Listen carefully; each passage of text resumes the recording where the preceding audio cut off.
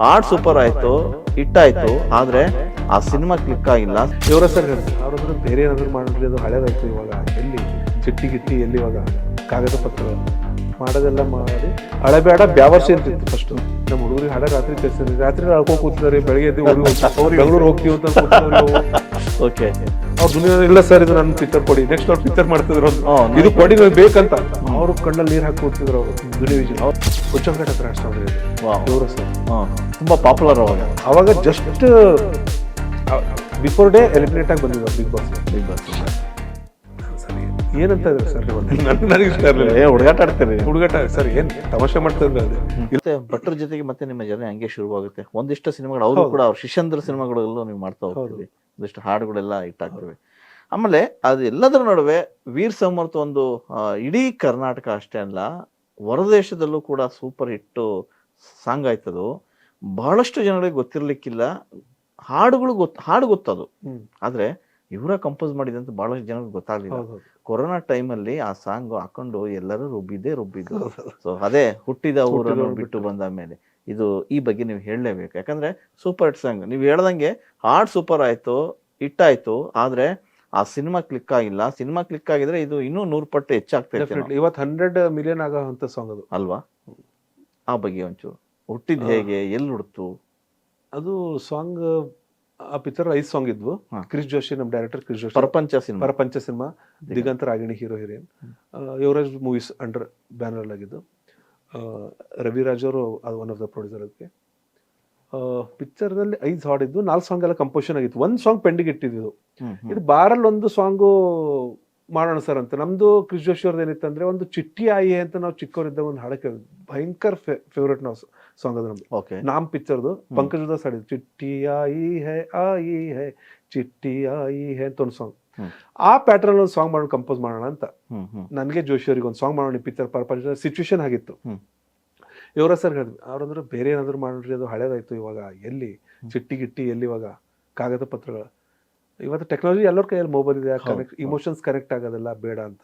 ಸರಿ ಇಲ್ಲ ಅದನ್ನೇ ಚೂರು ಚೇಂಜ್ ಮಾಡೋಣ, ಮಾಡಿದ್ರೆ ಹೇಗಿರುತ್ತೆ ನೋಡಿ ಯೋಚನೆ ಮಾಡಿ, ನೀವು ಚೆನ್ನಾಗಿರುತ್ತೆ ಸರ್ ಅದು ಮಾಡ್ಲೇಬೇಕಂತ ನೋಡ್ರಿ ಯೋಚನೆ ಮಾಡೋಣ ಅಂದ್ರು. ಸ್ವಲ್ಪ ದಿವಸ ಕಳಿತು. ಆ ಸಿಚುವೇಶನ್ ಮೇಲೆ ಬೇರೆ ಏನಾದ್ರು ಮಾಡೋಣ ಅಂತ ಯುವರಾಜ್ ಸರ್ಗೆ. ಬಟ್ ನಾನು ಕ್ರಿಸ್ ಜೋಶಿ ಮತ್ತೆ ಒಂದ್ಸರಿ ಕೂತ್ಕೊಂಡ್ವಿ, ಸರ್ ಇಲ್ಲ ಸರ್ ಅದೇ ಮಾಡೋಣ ಚೆನ್ನಾಗಿರುತ್ತೆ ವರ್ಕ್.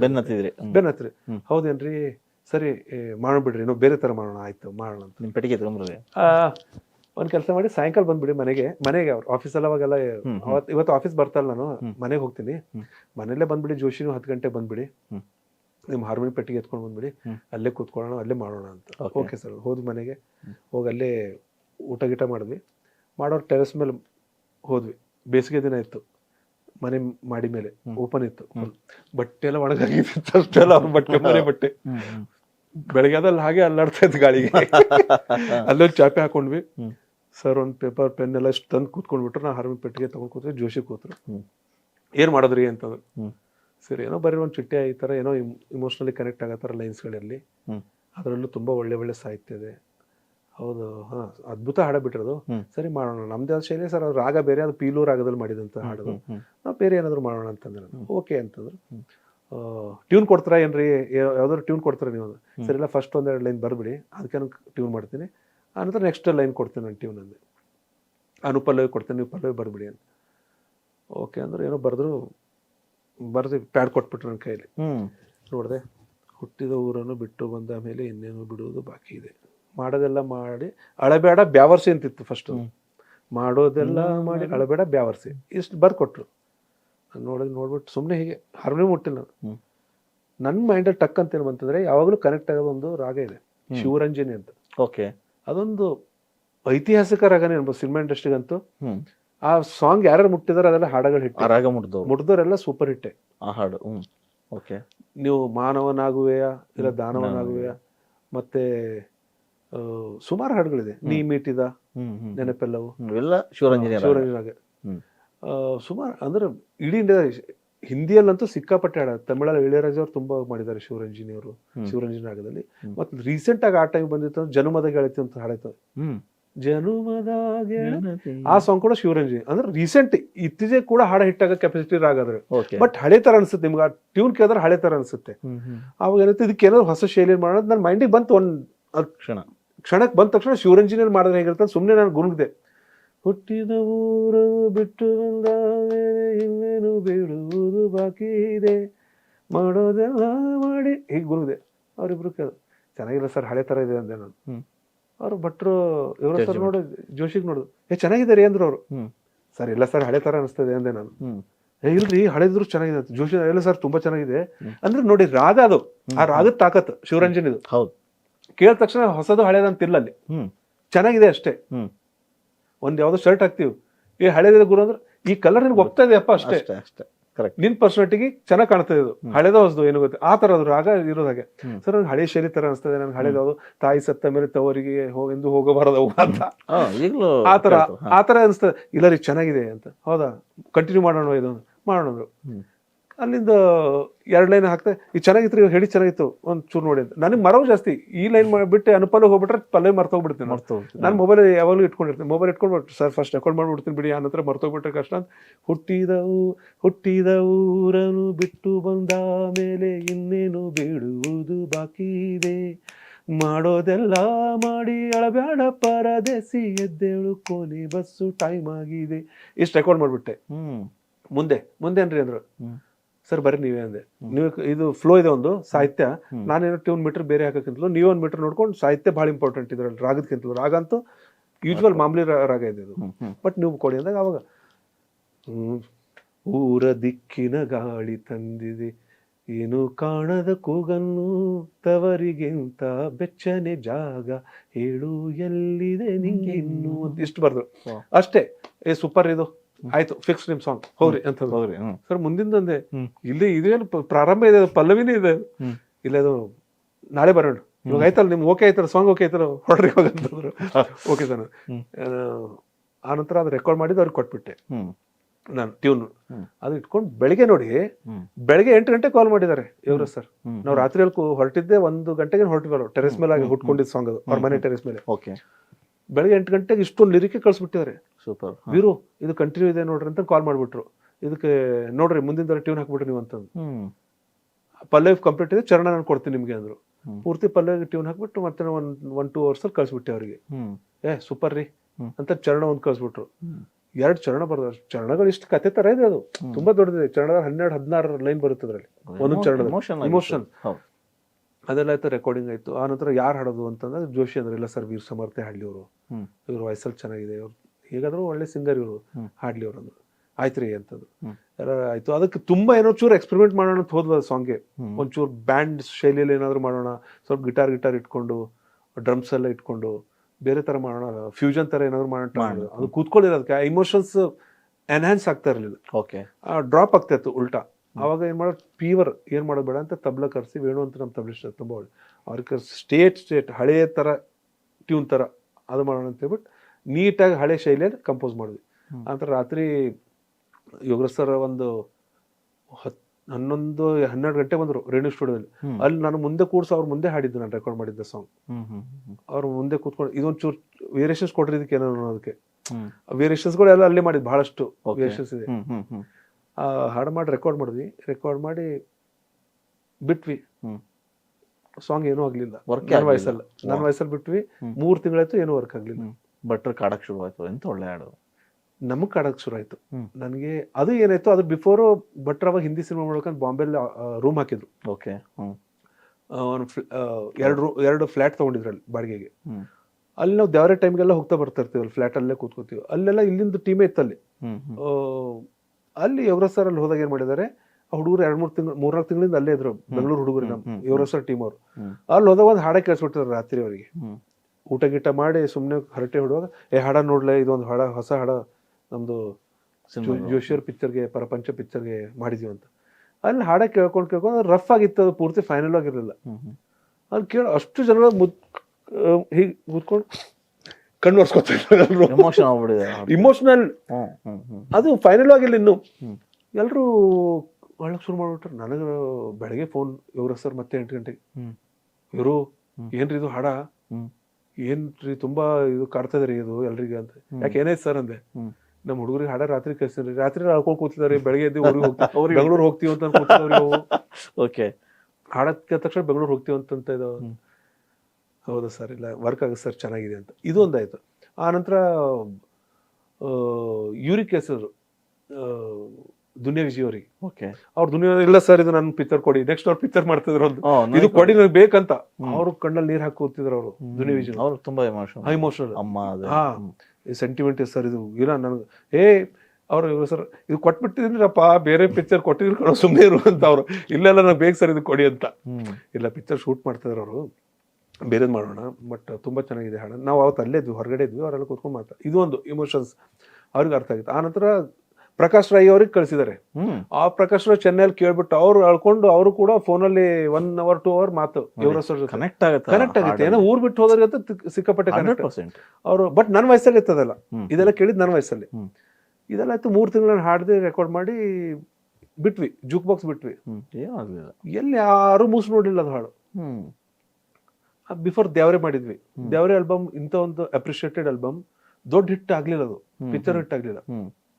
ಆವಾಗ ನನಗೆ ಸ್ವಲ್ಪ ಬೇಜಾರಾಯ್ತು. ಏನ್ ದೇವರೇ ಮಾಡಿದ್ವಿ, ಇದು ಮಾಡಿದ್ವಿ, ಪ್ರೀತಿ ಗೀತಿ ಇತ್ಯಾದಿ ವರ್ಕ್ ನಡೀತದೆ. ಭಟ್ರ ಜೊತೆ 4 ಪಿಕ್ಚರ್ ಮಾಡ್ತಾ ಇದ್ವಿ. ಅವಾಗ ಭಟ್ರ ಅವ್ರ ಶಿಷ್ಯರ್ ಮಾಡ್ತಾರೋ ಸಿನಿಮಾಗಳಿಗೆಲ್ಲ ನನಗೆ ಮ್ಯೂಸಿಕ್ ಫಿಕ್ಸ್ ಅಂತ ಮಾಡಿದ್ರು. ಏನಾಗ್ತಾನೆ, ಒಂದ್ ದಿವಸ ಫೋನ್ ಮಾಡಿದೆ, ಸರ್ ಎಲ್ಲಿದ್ರ ಸರ್ ಅಂದೆ. ಯಾಕ್ರಿ ಅಂದ್ರು. ಬರ್ತೀನಿ ಸರ್, ಸ್ವಲ್ಪ ಮಾತಾಡ್ಬೇಕು ನಿಮ್ಗೆ. ಹೌದಲ್ಲಿ ವಿಜಯ್ ಸ್ಟುಡಿಯೋದಲ್ಲಿ ಇದ್ದೀನಿ ಚಾಮರಾಜಪೇಟೆಯಲ್ಲಿ, ಬನ್ನಿ ಡಬ್ಬಿಂಗ್ ಮಾಡ್ತಾ ಇದ್ದೀನಿ. ಅವರು ವಾಸ್ತು ಪ್ರಕಾರ ಡಬ್ಬಿಂಗ್ ಮಾಡ್ತಾ ಇದ್ರು, ಬನ್ನಿ ಅಂತಂದ್ರು. ಹೋದೆ, ಲಂಚ್ ಟೈಮಲ್ಲಿ ಹೋದೆ. ಏನು ವಿಷಯ ರೀ ಅಂದರು. ಸರ್ ಏನು ಸರ್ ಅಂದೇನು, ಇಷ್ಟೊಂದು ಒಳ್ಳೆ ಹಾಡ ಮಾಡಿದ್ವಿ, ಹುಟ್ಟಿದ ಊರನ್ನು ಬಿಟ್ಟು ಬಂದ ಮೇಲೆ ಯಾರು ಕೇಳಿದ್ರೆ ಹೇಳಿಲ್ಲ ಸರ್, ಇದು ಎಲ್ಲ ಹೀಗಾದರೆ ಹೇಗೆ, ದ್ಯಾವ್ರೆ ಅಂತ ಆಲ್ಬಮ್ ಮಾಡಿದ್ವಿ, ಇದು ಆಗಿಲ್ಲ. ಅವ್ರಂದ್ರು, ನಾನು ನೀವು ಮಾಡ್ತಾ ಮೂವಿಗಿಂತ ನಿಮ್ಮ ಹಾಡಾಗ ಚೆನ್ನಾಗಿದ್ದಾರೆ ದ್ಯಾವ್ರೆಯಲ್ಲಿ, ಇದು ಪ್ರಪಂಚದಲ್ಲಿ ಇದಕ್ಕಿಂತಲೂ ಜಾಸ್ತಿ ಏನು ಮಾಡೋಕ್ಕೆ ಸಾಧ್ಯ ರೀ ನೀವು, ತುಂಬ ಚೆನ್ನಾಗಿದೆ. ಬಟ್ ಹಾಡ ಹಿಟ್ಟಾಗ್ತಲ್ಲ ಸರ್, ಏನು ಮಾಡೋದು ಇದಕ್ಕೆ ಅಂತ. ಏನು ಬೇರೆ ಹತ್ರ ಯಾರಾದರೂ ಹತ್ರ ಹಾಡ್ಸೋಣವಾ ಹೇಗೆ, ಬೇರೆ ಸಿಂಗರ್ ಹತ್ರ? ಸರಿ, ಒಂದು ಕೆಲಸ ಮಾಡಿ, 2 ದಿವಸ ನಾನು ಡಬ್ಬಿಂಗ್ ಇದೆ, ಮುಗಿದ್ಬಿಡುತ್ತೆ. ಇವತ್ತು ಫ್ರೈಡೇ ಇದೆ, ಇವತ್ತರ ನಾಳೆ ಮುಗಿಸ್ಬಿಡ್ತೀನಿ. ಸಂಡೇ ಬಿಟ್ಟು ಮಂಡೇ ಬಂದುಬಿಡಿ ನೀವು ಜೋಶಿ ಆಫೀಸ್ಗೆ. ಅಲ್ಲಿ ಕೂತ್ಕೊಂಡು ಏನಾದರೂ ಒಂದು ಯೋಚನೆ ಮಾಡೋಣ, ಅದಕ್ಕೆ ಏನು ಮಾಡೋಣ ಅಂತ. ಅಲ್ಲಿ ಹೋದ್ವಿ. ಅಲ್ಲಿ ಹೋದ ತಕ್ಷಣ ಆಫೀಸಲ್ಲಿ ಕೂತ್ಕೊಂಡ್ವಿ. ಮಂಡೇ ಯುವರಾಜ್ ಸರ್ ಏನು ಮಾಡೋದು, ಯಾರಿಗೆ ಹಾಡ್ಸೋಣ, ಯಾರಿಗಾದ್ರೂ ಹಾಡ್ಸೋಣ ಸರ್, ಚೇಂಜ್ ಮಾಡಬೇಕು, ಚೇಂಜ್ ಮಾಡಿ ಸರ್, ನನ್ನ ವಯಸ್ಸು ಇರಬೇಕು ಅಂತೆಲ್ಲ. ಬಟ್ ಹಾಡ ಹಿಟ್ಟಾಗಬೇಕು, ಒಳ್ಳೆ ಸಾಂಗ್ ಇದೆ, ಹಾಡ ಹಿಟ್ಟಾಗಬೇಕು ಅಷ್ಟೇ. ಅವರು ಇವರು ಸಿಂಗರ್, ಅವ್ರ ಸಿಂಗರ್, ಇವ್ರ ಸಿಂಗರ್ ಎಲ್ಲ ಹೆಸರು ಬಂತು. ಇಲ್ರಿ ಅವ್ರು ತುಂಬ ಪಾಲಿಶ್ ಆಗುತ್ತೆ ರೀ, ಏನೋ ಒಂದು ರಾ ಬೇಕ್ರಿ ಇದಕ್ಕೆ, ನಿಮ್ಮದು ಹಾಡ ನಿಮ್ಮ ವಾಯ್ಸ್ ತುಂಬ ಪಾಲಿಶ್ ಇದೆ, ಆ ಥರ ಬೇಡ, ಮತ್ತೆ ಪಾಲಿಶ್ ಇದ್ದಿಂದ ಅಂದರೆ ತುಂಬ ಪ್ರೊಫೆಷನಲ್ ಸಿಂಗರ್ ಹತ್ರ ಬೇಡ, ಅವ್ರ ಹತ್ರ ಇವ್ರ ಹತ್ರ ಆಡ್ಸೋಣ, ಹುಚ್ಚಂಕಟ್ ಹತ್ರ ಆಡ್ಸೋಣ್ರಿ ಅಂದರು ಯುವರಾಜ್ ಸರ್. ತುಂಬ ಪಾಪ್ಯುಲರ್ ಅವಾಗ ಜಸ್ಟ್ ಬಿಫೋರ್ ಡೇ ಎಲಿಮಿನೇಟ್ ಆಗಿ ಬಂದಿದ್ದವ್ರು ಬಿಗ್ ಬಾಸ್ ಇಂದ. ಸರಿ ಏನಂತ ಇದ್ರು ಸರ್ ನೀವು? ನನಗೆ ಇಷ್ಟ ಇರಲಿಲ್ಲ. ಹುಡುಗಾಟ ಆಡ್ತೀರಿ? ಹುಡುಗಾಟ ಸರ್, ಏನ್ ತಮಾಷೆ ಮಾಡ್ತಾ ಇದ್ರು ಅದೇ.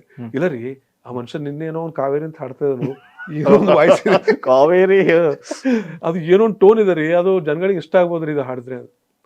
ನಮಗ್ ಒಂಚೂರು ಇಷ್ಟ ಇರಲ್ರಿ, ಏನ್ ಹೇಳ್ಬೇಕಂದ್ರೆ ನನಗೆ ಯುವರಾಜ್ ಕ್ರಿಸ್ ಜೋಶಿಗೆ ಡೈರೆಕ್ಟರ್ಗೆ, ಇಲ್ಲ ಅದು ನೀವು ಹಾಡ್ಸ್ರಿ, ನೀವು ಏನೋ ಆಗುತ್ತದೆ ಅಂದ್ರು. ಅವ್ರಿಗೆ ಏನೋ ಒಂದು ನಂಬಿಕೆ ಇತ್ತು.